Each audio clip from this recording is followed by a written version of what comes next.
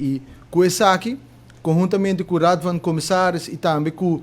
gerência, aí chega nas 7 pontos cardinal para o que trata restart de aeroparking e 7 pontos aqui está diferenciar é aeroparking de agora que não com aeroparking de passado. E onde não cardinal está com o clem está passa para passado. De restart de aeroparking não está vai ter clemas, pero sim está vai ter handhaving para o que trata de controle devido a aqui e toda pessoa que faz infração na primeiro instante, lo haya sticker, e de 2 infrações, lo haya candidato de dia para por paga e boot, e uma vez que essa aqui não hora de pagar, vou receber overtrading, vou receber boot na bocas, com assim que não vou mestre paga essa aqui, e uma vez que eu não paga essa aqui também, lo começar processo de encaso, e